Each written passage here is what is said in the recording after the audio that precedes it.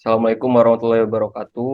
Kami dari kelompok Tima yang beranggotakan saya Marcel Fajri dan Tamariadi dan teman saya Muhammad Fajri Ramadan dan teman saya yang satu lagi yaitu Fidel Hamed.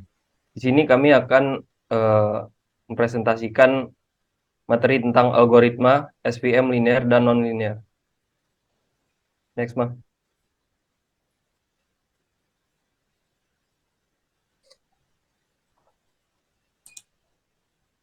Yang pertama yaitu konsep dasar algoritma SVM linear dan non-linear. Konsep klasifikasi dengan support vector machine atau SVM adalah mencari hyperplane terbaik yang berfungsi sebagai pemisah dua kelas data. Ide sederhana dari SVM adalah memaksimalkan margin yang merupakan jarak pemisah antara kelas data. SVM mampu bekerja pada dataset yang berdimensi tinggi dengan menggunakan kernel trig. SVM hanya menggunakan beberapa titik data terpilih yang berkontribusi support vector untuk membentuk model yang akan digunakan dalam proses klasifikasi. Macam-macam training untuk SVM, yaitu ada chunking atau quadratic programming, Osuna, dekomposisi, sequential minimum optimization atau SMO, dan ada least square atau LS dan lainnya.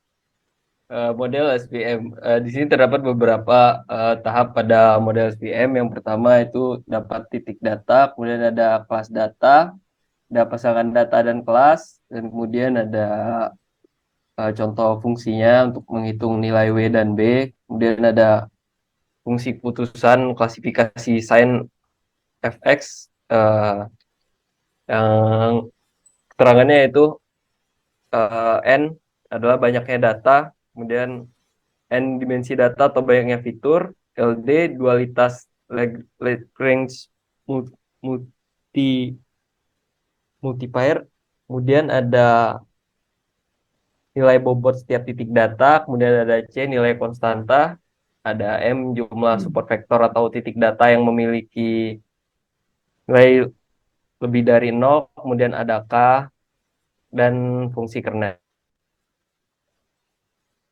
Teman saya Muhammad Fajri Ramadan.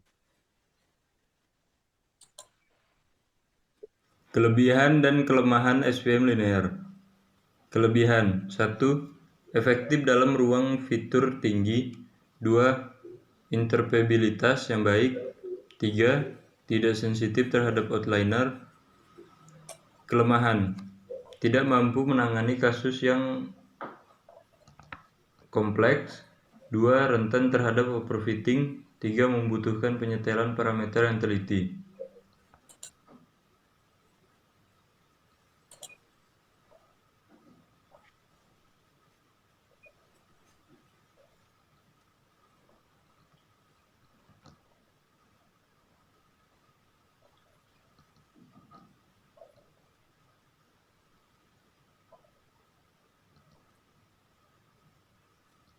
Selanjutnya, kelebihan dan kelemahan. 1. Kemampuan menangani data yang tidak linear.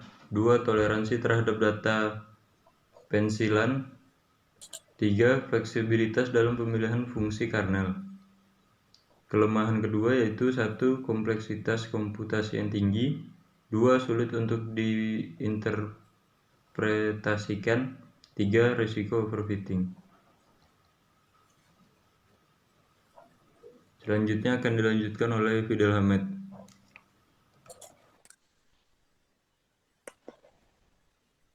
Baiklah, berikut merupakan visualisasi dari algoritma SVM. Eh, Bisa dilihat di sini ada dua grafik, yaitu linear kernel dan non-linear kernel.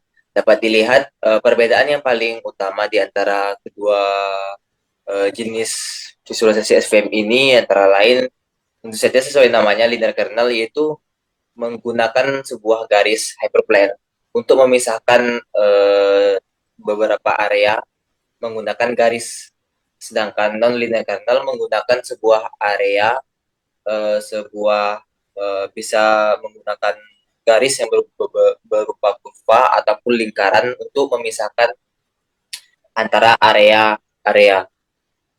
Next.